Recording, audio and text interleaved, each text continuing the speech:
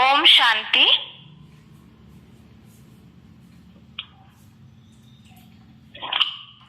भगवत गीता श्लोक क्लास में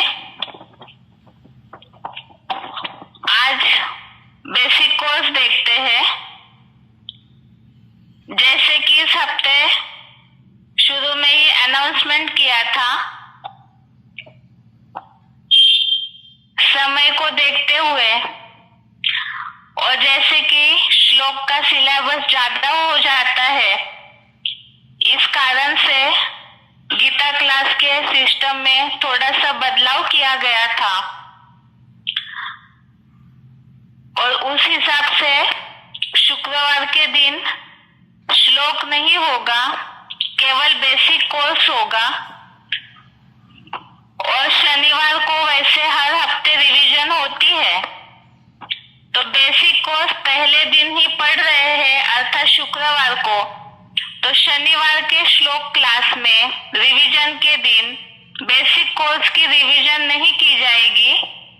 शुक्रवार को हफ्ते में एक ही दिन बेसिक कोर्स होगा और बेसिक कोर्स के साथ साथ ही लास्ट के 5 मिनट में रिवीजन भी करेंगे।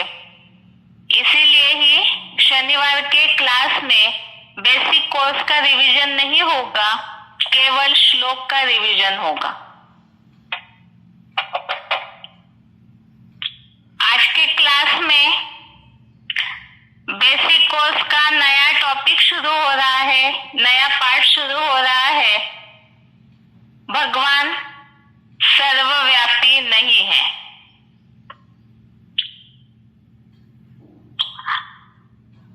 अभी तक हमने बेसिक कोर्स में जो बातें समझी है,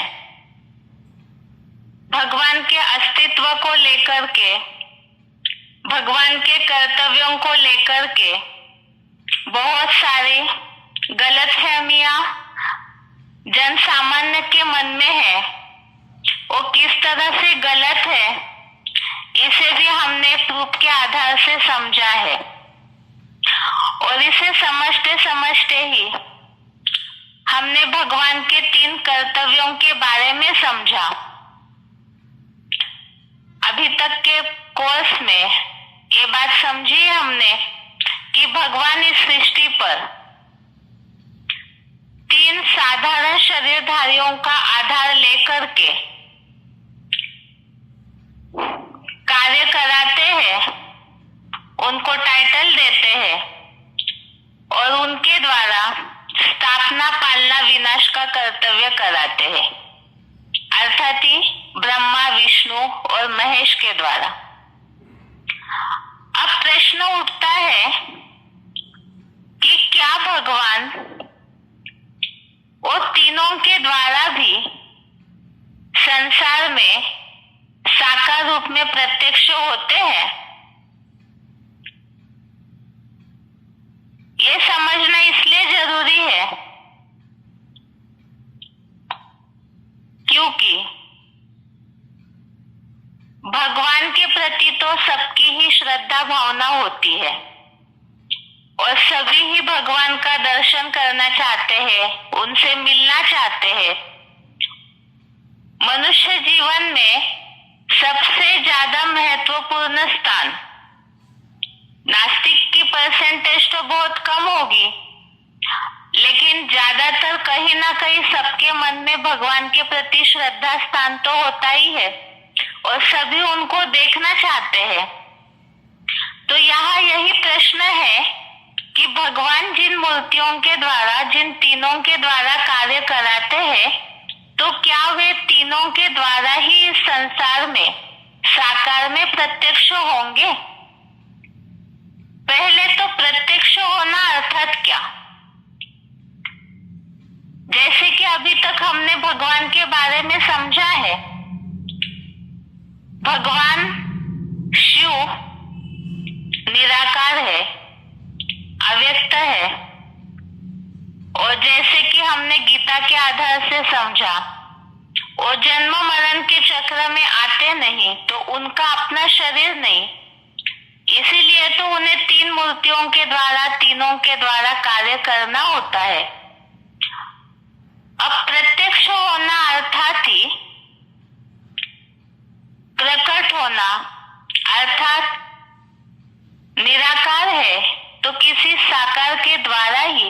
सबके सामने दिखने में आएंगे। भगवान के लिए जैसे कहा जाता है कि आत्मा परमात्मा अलग रहे बहुकाल, और इसीलिए ही दुखों के समय में ही सब चाहते हैं कि भगवान से हम मिले, दुखों से मुक्ति हो। अब वो साकार में आएंगे तभी तो सभी उनसे मिल पाएंगे और मिल करके उन्हें याद कर पाएंगे, उनसे मुक्ति और जीवन मुक्ति का वर्षा ले पाएंगे। और जब तक वो साकार में दिखे ही नहीं तब तक ये सारी बातें भी संभव नहीं हो सकती है। भगवान से प्राप्ति करने के लिए मनुष्य साकार है, तो इसीलिए भगवान भी, ये तो हमने पहले ही समझा कि वो प्रेरणा से कोई कार्य नहीं कराते हैं। मनुष्य साकार में है तो उन्हें प्राप्ति कराने के लिए भी भगवान को साकार में ही कार्य करना होता है, सबके सामने प्रत्यक्ष होना होगा। अब फिर प्रश्न आता है कि वो अगर जिन 3 मूर्तियों के द्वारा 3 साधारण शरीरधारियों का आधार लेकर इस सृष्टि पर कर्तव्य करते हैं शिव निराकार, तो क्या वे ये तीनों के द्वारा ही प्रत्यक्ष होंगे? अगर तीनों के द्वारा इस संसार में प्रत्यक्ष होंगे तो फिर भगवान तो 3 कहे जाएंगे। लेकिन प्रश्न है कि भगवान एक है या अनेक है? भगवान एक व्यापी है या सर्वव्यापी है? एक तरफ से तो जैसे हमने अभी तक समझा कि भगवान के अस्तित्व को लेकर, उनके कर्तव्यों को लेकर, उनके रूप को लेकर, नाम को लेकर के बहुत सारी विरोधाभास वाली मान्यताएं फैली हुई है। इसी तरह से ये भी बहुत प्रचलित मान्यता है, भगवान सर्वव्यापी है ऐसे समझना। अब जैसे कि बात चल रही थी कि भगवान इन तीनों के द्वारा प्रत्यक्ष होंगे तो फिर भगवान 3 कहे जाएंगे, और एक तरफ से तो कहा जाता है गॉड इज वन। भगवान शब्द जो है वो हमेशा ही एक वचन में ही आता है, बहुवचन में कभी भी प्रयोग नहीं किया जाता। जैसे देवताओं के लिए देवताएं बहुवचन में आता है, लेकिन भगवान शब्द कभी भी बहुवचन में प्रयोग नहीं किया जाता। सबका मालिक एक ही कहते हैं, गॉड इज वन, अर्थात एक ही भगवान ही कहते हैं। तो फिर अगर भगवान तीनों के द्वारा प्रत्यक्ष होंगे तो फिर भगवान तो अनेक कहे जाएंगे। और इसी बात को समझना होगा कि क्या भगवान एक व्यापक होकर संसार में प्रत्यक्ष होते हैं या अनेक में व्यापक होकर प्रत्यक्ष होते हैं। ये तो बहुमान्यता है, बहुत प्रचलित मान्यता है कि भगवान सर्वव्यापी है। ज्यादातर भक्तों के मन में ये भावना फैली हुई है कि भगवान कण कण में व्यापक है। जैसे कि बहुत ऐसे चित्र भक्ति मार्ग में बनाए हुए हैं, बहुत ऐसे उल्लेख भक्ति मार्ग में बहुत ऐसे श्रद्धा भावना वालों ने लिख दिए हैं। जैसे कण कण में भगवान है, जिधर देखे उधर तू ही तू, ऐसे भाव विभोर होकर के कई भक्त कहते हैं। कई ऐसे उल्लेखों में कहा है कि घट घट में विराजे महाप्रभु। हिंदू धर्म वाले तो ऐसी बातों को मानते ही है। इसके अलावा पहले पहले तो मुस्लिम कहते थे कि खुदा फर्श में नहीं अर्श में रहता है, लेकिन अभी मुसलमान धर्म वाले भी इस बात को कहने लगे हैं, जरे जरे में खुदा का वास है। अब इस तरह से लोगों में ये बात फैल गई है कि भगवान सभी में व्यापक है। अब केवल मनुष्य मात्र की ही बात नहीं, लेकिन कई ऐसे लोग हैं जो प्राणी मात्र में भी भगवान का वास मानते हैं। अब प्राणी मात्र फिर भी हलन चलन वाले हैं। इतना ही नहीं, और ऐसी जैसे जैसे सृष्टि आगे बढ़ते गई, पतन होते गया, वैसे ही सृष्टि में प्राणी मनुष्य ही नहीं बल्कि जड़ चीजों में भी भगवान का वास मानने लगे हैं। इसीलिए पत्थर ठिक्कर में भी भगवान को मानते हैं, जो कहा है कि हर जगह ही भगवान व्यापक है। और इस तरह से कह करके भगवान को सर्वव्यापी मान लिया है। अब इस बात को अगर किसी को समझाएंगे तो बहुत लोग ऐसे सोचते हैं कि भगवान को सर्वव्यापी समझना ये जैसे कि हम भगवान के प्रति अपनी श्रद्धा प्रकट कर रहे हैं, श्रद्धा भावना व्यक्त कर रहे हैं।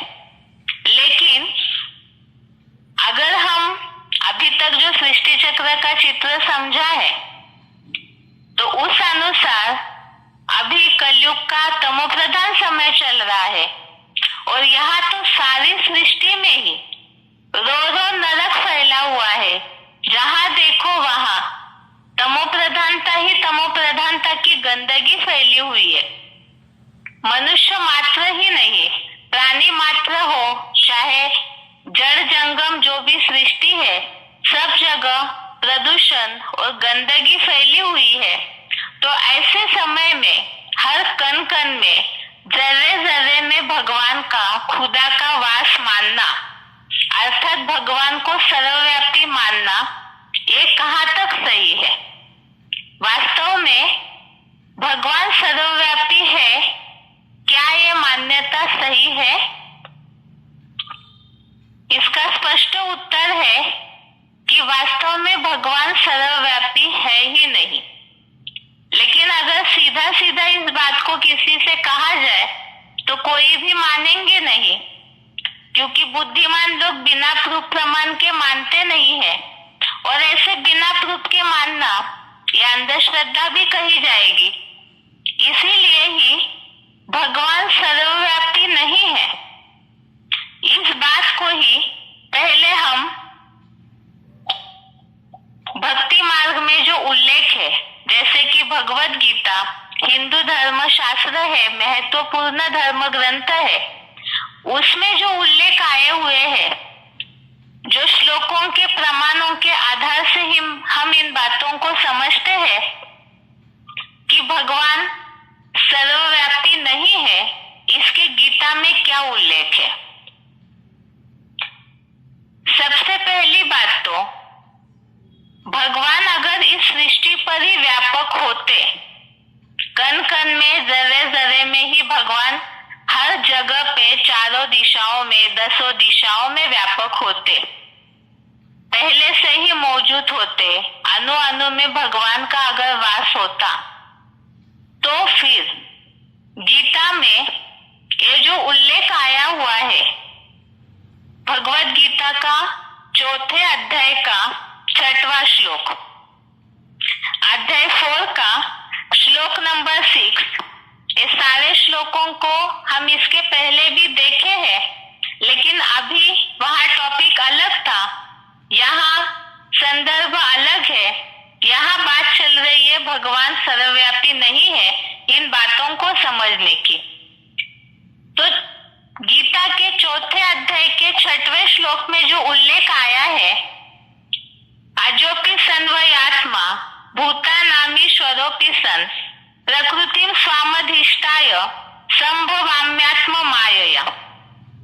इस श्लोक में उल्लेख आया है, मैं प्रकृति को अधीन करके आत्म शक्ति से जन्म लेता हूँ। अगर भगवान इस सृष्टि पर पहले से ही मौजूद है, सर्वव्यापी है, उनका अस्तित्व पहले से ही व्यापक है सृष्टि पर, तो भगवत गीता में जो भगवान उवाच कहा गया है गीता में, भगवान ने स्वयं बात बोली है, तो उसमें ये बात भगवान ने क्यों बताई कि मैं आकर के अपने आत्म शक्ति से जन्म लेता हूं? अगर वो पहले से व्यापक है तो यह आत्म शक्ति से जन्म लेने की बात कैसे आई? दूसरी बात,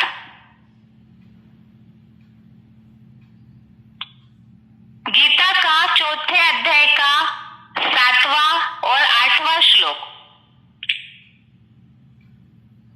अध्याय 4 का श्लोक नंबर 7 और श्लोक नंबर 8, इसमें भी इस बात का उल्लेख आया हुआ है, यदा यदा हि धर्मस्य ग्लानिर्भवति भारत। अर्थात यहाँ भगवान ने अपने आने का समय बताया है। अब जैसे कि हमने सृष्टि चक्र के आधार से अभी तक सृष्टि चक्र का चित्र जो समझा, उसमें हमने इन बातों को समझा था कि जब ये सृष्टि तमो प्रधान बन जाती है, पूरी तरह से नीचे गिर जाती है, तो इस सृष्टि का उत्थान करने के लिए भगवान को इस सृष्टि पर स्वयं आना होता है, और भगवान स्वयं आकर के ही अपना परिचय देते हैं, क्योंकि इतनी किसी की क्षमता नहीं है जो भगवान को विनाशी शरीर से, विनाशी आंखों से और जो तमो प्रधान बुद्धि है उसके द्वारा भगवान को पहचान सके।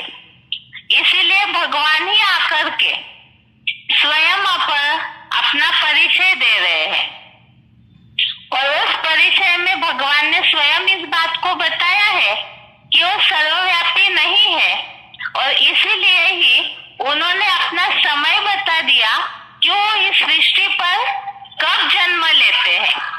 तो जब धर्म की ग्लानि होती है तो तभी भगवान का इस सृष्टि पर अवतरण होता है, तब मैं जन्म लेता हूँ।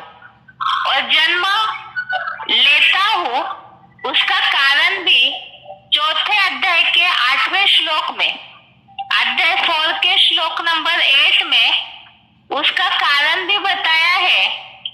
संतों की रक्षा, दुराचारियों का विनाश और धर्म की संपूर्ण स्थापना के लिए मैं जन्म लेता हूँ। तो अध्याय 4 का श्लोक नंबर 7, श्लोक नंबर 8, इन दोनों में इस बात का उल्लेख आया है कि मैं जन्म लेता हूँ। अगर वो सृष्टि पर पहले से ही मौजूद होते तो फिर जन्म लेता हूँ ऐसा उल्लेख क्यों आया हुआ है? तीसरी बात, जैसे कि अध्याय 4 का श्लोक नंबर 9, चौथे अध्याय का 9वां श्लोक, इसमें भगवान के दिव्य जन्म का उल्लेख आया हुआ है। जो ये उल्लेख है, जन्म कर्म च मे दिव्यम यो वेत्ति तत्वतः त्यक्त्वा देहम पुनर्जन्म नैति मामेति सोऽर्जुन। इसमें दिव्य जन्म और दिव्य कर्म का उल्लेख आया हुआ है। अगर भगवान इस सृष्टि पर पहले से ही है, सर्वव्यापी है, तो फिर गीता के इस श्लोक में दिव्य जन्म और दिव्य कर्म का उल्लेख क्यों आया है? अगली बात, अगला प्रूफ है गीता का 10वें अध्याय का 2 श्लोक, अध्याय 10 का श्लोक नंबर 2, इसमें जो उल्लेख आया हुआ है, न मे विदु असुरगणा प्रभवम न महर्षय। इस श्लोक में जो उल्लेख आया हुआ है, मेरे प्रकृष्ट जन्म को न देवगण न महर्षियों ने जाना है। इसमें जो उल्लेख है प्रकृष्ट जन्म को, अर्थात एक ऐसा, जैसे दिव्य जन्म कहा है, ऐसा एक विलक्षण जन्म है भगवान का। उस जन्म के बारे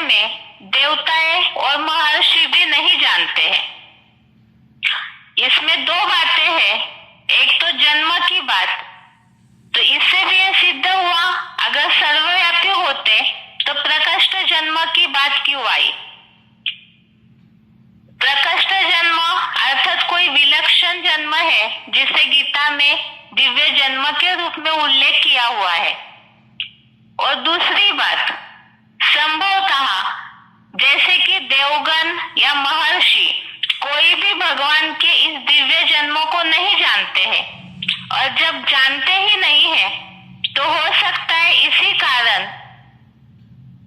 मनुष्यों ने भगवान को सर्वव्यापी कह दिया, क्योंकि भगवान ऐसी ऊंची हस्ती है कि उनके उस दिव्य जन्म और दिव्य कर्म के बारे में कोई साधारण मनुष्य समझ ही नहीं सकते हैं। जैसे कि गीता का 11वें अध्याय में जो भगवान के विराट रूप के बारे में वर्णन किया हुआ है, तो उसमें भी इस बात का उल्लेख आया हुआ है कि भगवान को देखने के लिए तो दिव्य चक्षु चाहिए, और जब उनको साधारण नेत्रों से कोई जान ही नहीं सकते हैं, साधारण बुद्धि से कोई जान ही नहीं सकते हैं, तो न समझने के कारण ही भगवान को सर्वव्यापी कह दिया। इसके अलावा भगवान इस सृष्टि पर व्यापक नहीं है। इसी के लिए ही गीता का 9वें अध्याय का 11वां श्लोक, गीता का अध्याय 9 का श्लोक नंबर 10 और श्लोक नंबर 11, इसमें जैसे कि 10वें श्लोक में आया हुआ है उल्लेख, जगत विपरिवर्तते, अर्थात भगवान इस सृष्टि पर इस जगत को विपरीत दिशा में परिवर्तन करने के लिए आते हैं। जो उल्लेख है मया अध्यक्षेन प्रकृति श्रूयते सचराचरम, अर्थात मेरी अध्यक्षता में ही ये जगत विपरीत दिशा में परिवर्तित होता है। तो इस श्लोक में जो उल्लेख है भगवान की अध्यक्षता में ही ये सृष्टि परिवर्तन होती है, अर्थात भगवान वो कार्य करने के लिए इस सृष्टि पर आते हैं। वो कैसे आते हैं, इसके लिए ही श्लोक नंबर 11, श्लोक नंबर 11 में ये बात बताई है कि मैं मनुष्य तन का आश्रय लेता हूँ। जो श्लोक में उल्लेख आया हुआ है अध्याय 9 के श्लोक नंबर 11 में, औजानंती माम मूढ़ा मानुष्यम तनुम आश्रितम, मैं साधारण मनुष्य तन का आश्रय लेता हूँ। और औजानंती माम मूढ़ा अर्थात इस कारण से ही जो मूर्ख लोग हैं, सृष्टि जब तमो प्रधान बन जाती है, सब विमूढ़ बन जाते हैं तमो प्रधानता के कारण, अज्ञान अंधकार के कारण, तो इस कारण भगवान के उस साधारण कार्य को कोई पहचान नहीं पाते हैं। और इसी तरह से यहाँ जैसे मनुष्य तन का आश्रय लेता हूँ बोला है, अगर सर्वव्यापी होते तो यहाँ मनुष्य तन का आश्रय लेने की, अर्थात जो अलग से दिव्य जन्म लेने की बात अभी तक भगवान कहते आए हैं, तो दिव्य जन्म कैसे, उनका आश्रय कैसे लेते हैं, उसके लिए 11वें अध्याय का 54वां श्लोक, अध्याय 11 का श्लोक नंबर 54 में उल्लेख आया है प्रवेष्टुम, अर्थात मैं प्रवेश करने योग्य हूँ।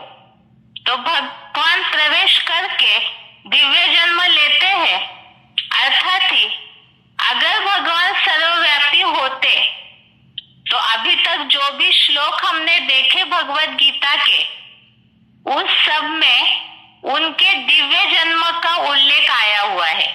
मैं जन्म लेता हूँ, दिव्य कर्तव्य, दिव्य कर्म की बात, और जो जन्म लेता हूँ, आता हूँ, इस तरह का उल्लेख क्यों आया हुआ है? जन्म लेने का अर्थ ही है, अगर वो सब में पहले से ही व्यापक होते तो जन्म लेने की बात क्यों कहते? अर्थात ही यदि वे सब में व्यापक अर्थात मौजूद है, तो अलग से किसी मनुष्य शरीर में प्रवेश करने की उनको जरूरत क्या है? उनको जन्म लेने की है। तो इससे यह सिद्ध हुआ, पहली बात, कि भगवान सर्वव्यापी नहीं है। इसीलिए ही उनके जन्म की बात, जन्म लेने की बात का भगवत गीता में अलग अलग श्लोकों में उल्लेख आया हुआ है। अब दूसरा प्रूफ देखते हैं भगवान सर्वव्यापी नहीं है इस बात के लिए। जैसे कि अभी तक हमने देखा, भगवान सर्वव्यापी नहीं है, इसीलिए ही उनके जन्म लेता हूं का उल्लेख आया हुआ है। इसी तरह से दूसरा प्रूफ हम देखते हैं रामायण के आधार से भी, कि भगवान इस सृष्टि पर अवतार लेते हैं, अर्थात जन्म लेते हैं। उसे ही अवतरण या अवतार के रूप में भी रामायण में उल्लेख आया हुआ है।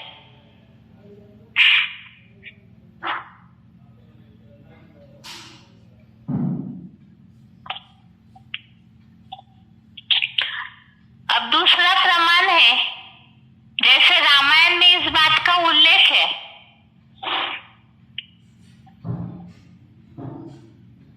रामायण में भगवान इस सृष्टि पर जन्म लेते हैं, अवतार लेते हैं, इसके लिए जैसे उल्लेख आया है, जब जब हुए धर्म की हानि, बढ़े असुर अधम अभिमानी, तब तब धरे प्रभु मनुष्य शरीरा। तो इसमें ये जो उल्लेख आया हुआ है कि जब धर्म की ग्लानि होती है, ये तो गीता में भी जैसे उल्लेख था, इसी तरह रामायण में भी उल्लेख है कि जब धर्म की हानि होती है, असुर बढ़ते हैं, तब भगवान मनुष्य तन का आधार लेते हैं, अवतार लेते हैं। तो इसमें भी ये बात स्पष्ट हुई कि भगवान इस सृष्टि पर पहले से मौजूद नहीं है, सब जगह व्यापक नहीं है।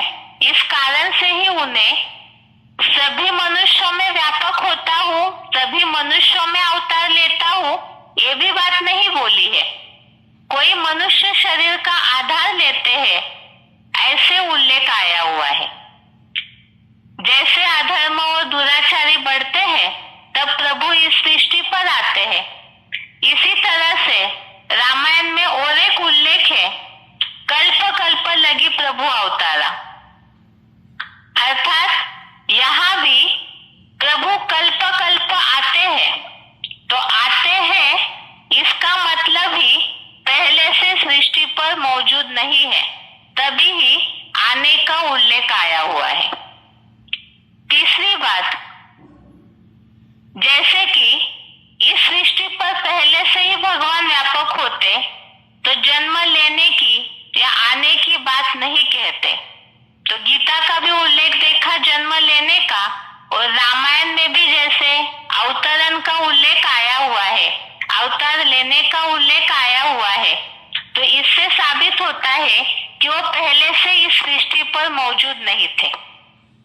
तीसरी बात, आता हूँ कहाँ है, अर्थात ही कोई और स्थान से आ रहे हैं।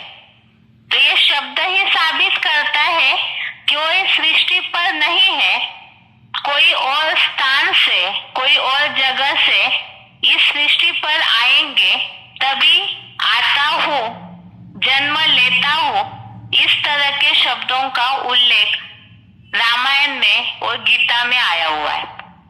यहाँ बात रामायण की चल रही है, तो यहाँ अवतार लेने की बात, आता हूँ, इस तरह का उल्लेख है।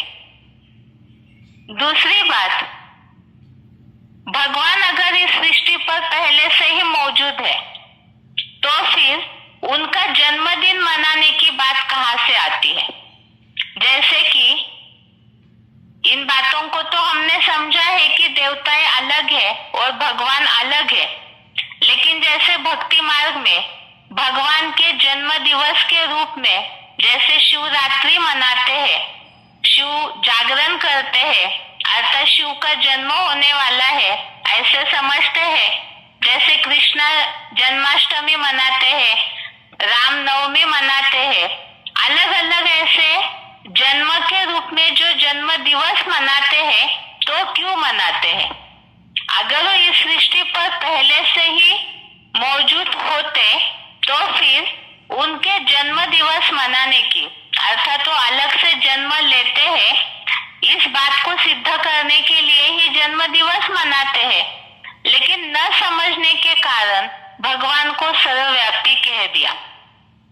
अब जैसे गीता और रामायण में आए हुए इन उल्लेखों के आधार से हमने समझा कि भगवान इस सृष्टि पर पहले से ही व्यापक नहीं है, तभी ही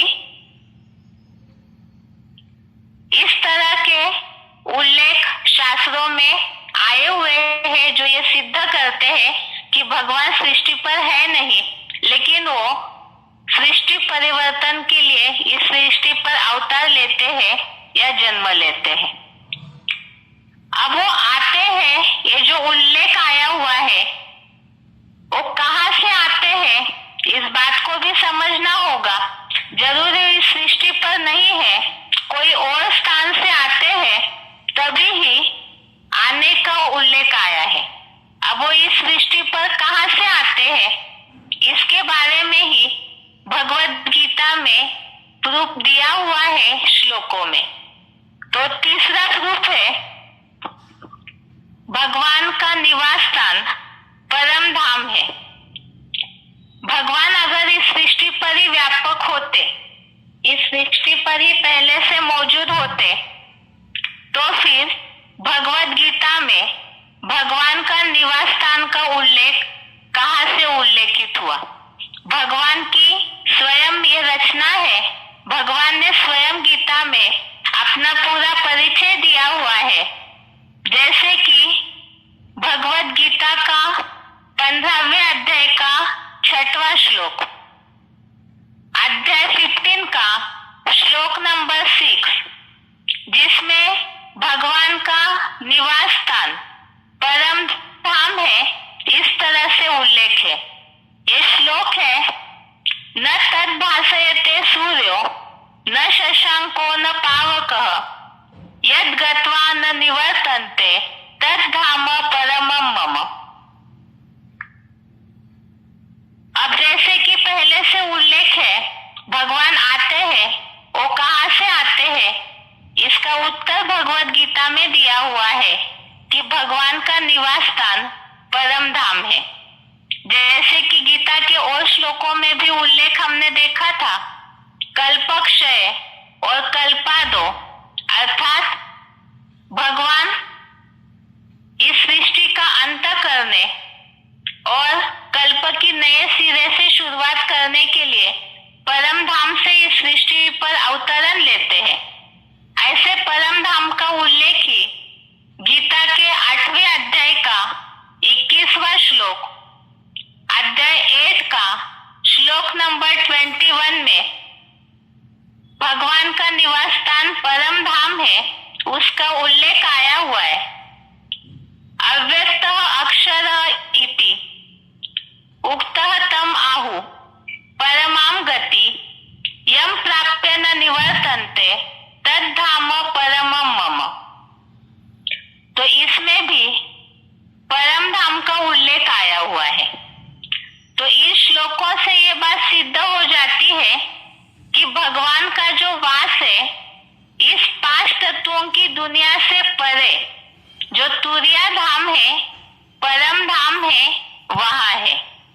इसे हमने 3 लोक के चित्र में भी देखा है कि भगवान इस सृष्टि पर पहले से है नहीं, वो परम धाम के निवासी है, जो ब्रह्मलोक, ब्रह्मांड कहा जाता है, इस सृष्टि से भी पार, जिसे मुसलमानों ने 7वां आसमान कह दिया है, तो वहां के निवासी है भगवान।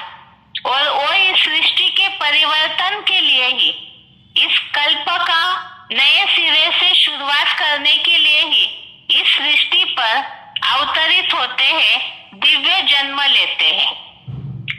तो अभी तक रामायण और गीता का जो उल्लेख हमने देखा, तो उसमें जन्म लेने, आता हूँ का उल्लेख जो आया हुआ है, अर्थात तो परम धाम से इस सृष्टि पर आते हैं। अगला प्रूफ ये है, अगर भगवान इस सृष्टि पर पहले से ही मौजूद है, सर्वव्यापी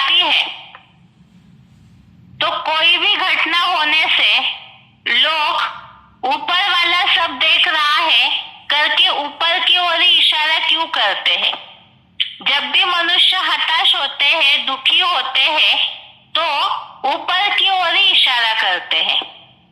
जैसे जितने भी धर्म पिताओं के चित्र देखने में आते हैं, तो उन्होंने भी भगवान को ऊपर की ओर ही निर्देश करके दिखाया है। अगर भगवान इस सृष्टि पर ही व्यापक है, तो फिर चारों दिशाओं में देख करके भगवान को बुलाना चाहिए, लेकिन बुलाते समय तो सब ऊपर की ओर ही इशारा करते हैं। जैसे डॉक्टर्स लोग भी हताश होते हैं पेशेंट के जीवन को लेकर, तो ऊपर वाले को ऊपर छोड़ देते हैं कि ऊपर वाला ही बचाएगा। तो ऐसे क्यों कहते हैं? कई बार लोगों के मन में है कि डॉक्टर ही भगवान है, कोई अगर किसी को बचाता है तो सोचते यही भगवान है, लेकिन समय आने पर सारे मनुष्य मात्र ही ऊपर ही भगवान है, ऐसे करके ऊपर की ओर इशारा क्यों करते हैं? दूसरी बात, जब भी दुखी होते हैं या जैसे नीचे गिरे हैं, मनुष्य तमो प्रधान हुए हैं, तो जो भजनों में ये बात का उल्लेख आया है, पतित पावन सीताराम, जो पतित पावन आओ करके बुलाते हैं, तो इसका उल्लेख क्यों आया है? बुलाते क्यों है? अगर इस सृष्टि पर ही भगवान है, तो फिर अलग से भगवान को बुलाने की क्या आवश्यकता है? जैसे कई भक्तियों में या कई कवियों ने ये गीत बना दिया है, छोड़ भी दे आकाश सिंहासन, इस धरती पर आ जा रे। अर्थात भगवान ऊंचे ते ऊंचा जो आसमान है, अर्थात जो मुसलमानों ने कह दिया 7वें आसमान में खुदा रहते हैं, तो ऐसे ही आसमान में सबसे ऊंचे ते ऊंचे स्थान पर पारलोक में भगवान का निवास स्थान है, और वहां से ही उनको बुलाते हैं ताकि इस धरती का उद्धार हो सके। मनुष्य जो तमो प्रधान बने हैं उनका उद्धार हो सके। तो अगर भगवान इसी सृष्टि पर व्यापक है, तो इस तरह से बुलाने की क्या आवश्यकता है? पतित पावन आओ, छोड़ भी दे आकाश सिंहासन। अब इन सारी बातों से ही ये बात तो सिद्ध हो जाती है कि भगवान इस सृष्टि पर रहने वाले नहीं है और ना ही वो सब में व्यापक है।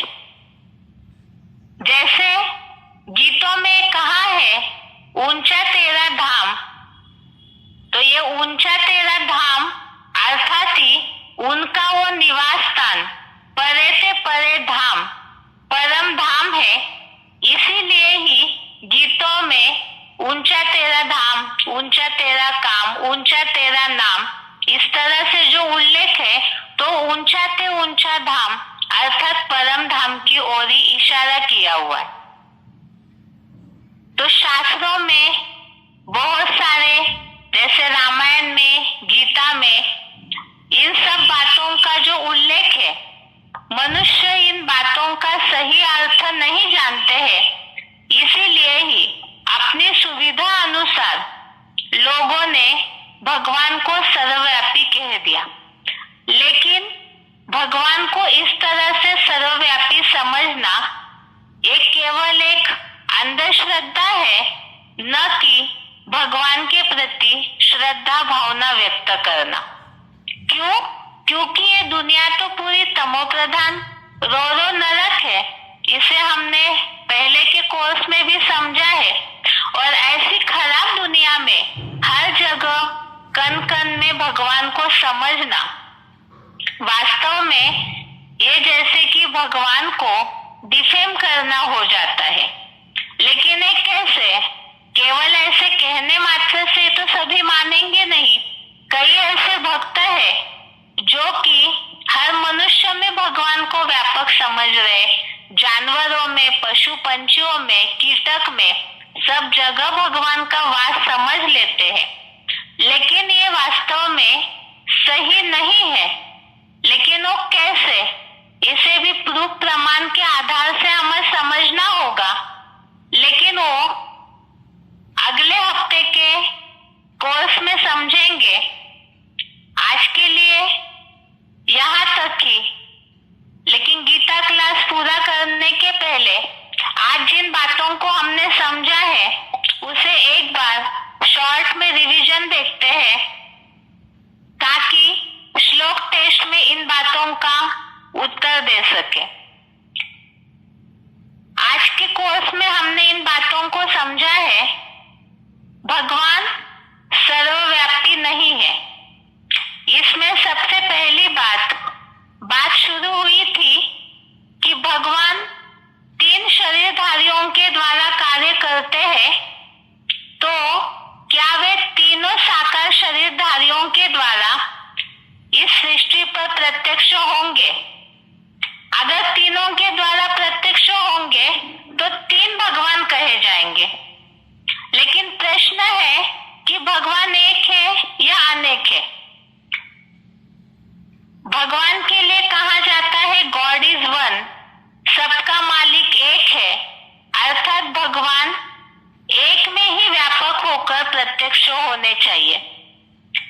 अगर एक में ही व्यापक होकर भगवान प्रत्यक्ष होने चाहिए, लेकिन इस बात को विरोध करने वाली एक मान्यता जन सामान्य में फैली हुई है कि भगवान सर्वव्यापी है। जैसे कण कण में भगवान है, सब मनुष्यों में भगवान व्यापक है, जिधर देखो तू ही तू, जड़ चीजों में भी भगवान का वास मान लिया है। अब भगवान सर्वव्यापी नहीं है जैसे कि भक्त लोग समझते हैं।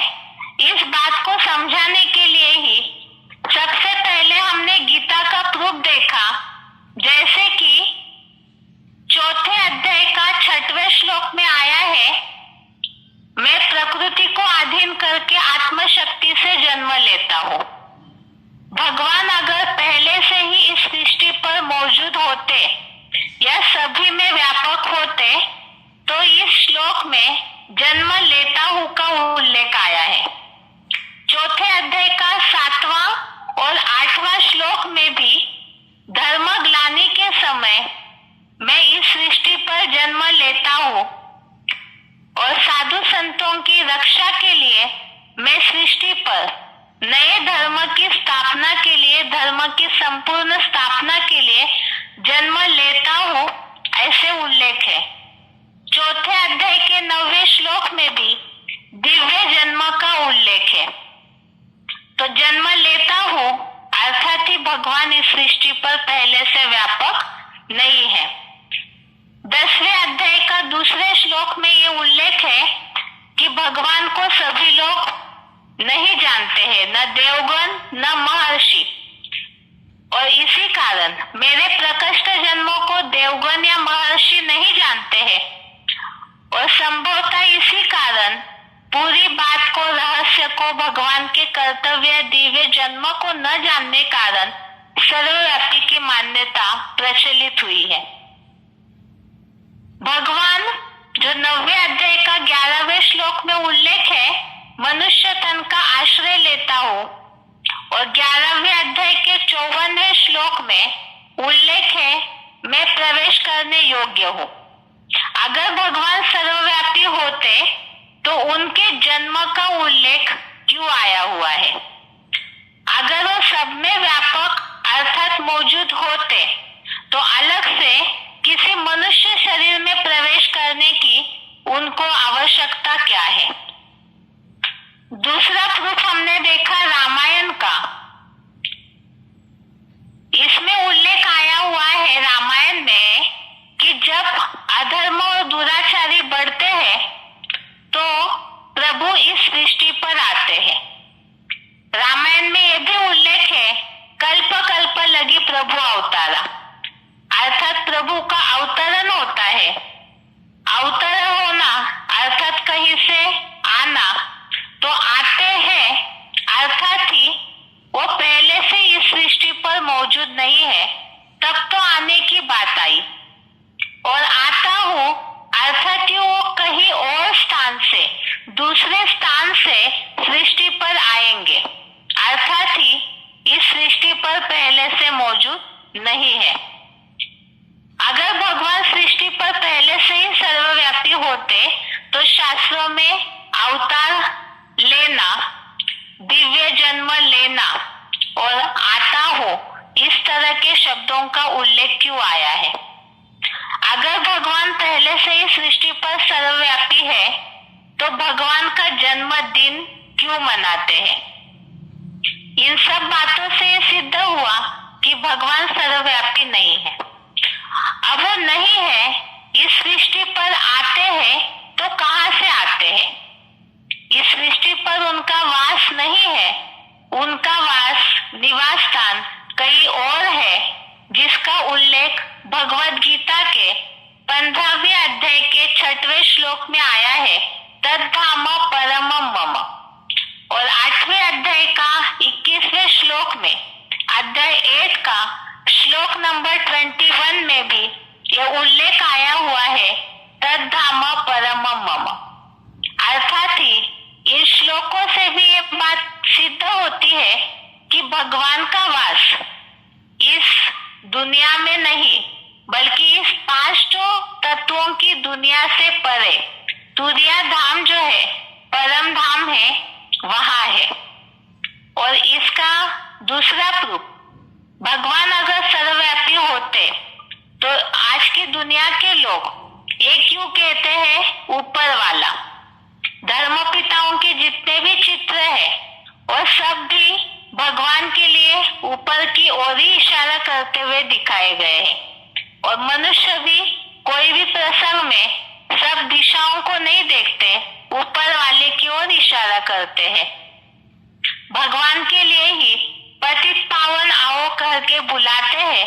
अगर वो इस सृष्टि पर ही है तो फिर बुलाने की क्या आवश्यकता है?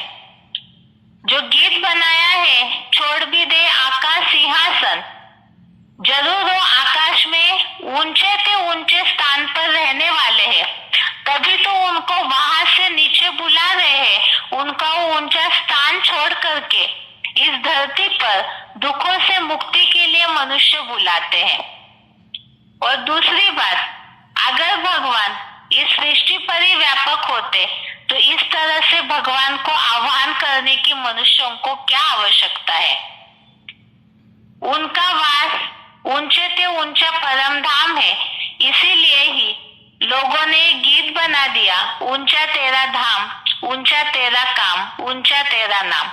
तो जरूर भगवान इस सृष्टि पर व्यापक नहीं है, तभी ही ऊंचा तेरा धाम के रूप में उस ऊंचाई की ओर अर्थात परम धाम की ओर ही निर्देश करते हैं।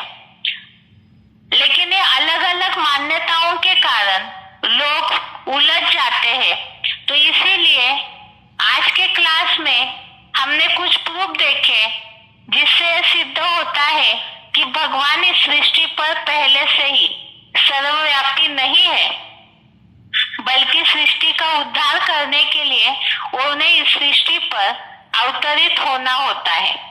और वो स्वयं अभी इस सृष्टि पर अपना कार्य करते हुए इन बातों को स्वयं अपना परिचय देकर समझा रहे हैं कि वो सर्वव्यापी नहीं है। और इस बात को सिद्ध करने के और क्या क्या प्रूफ भगवान स्वयं बता रहे हैं, उसे अगले गीता क्लास में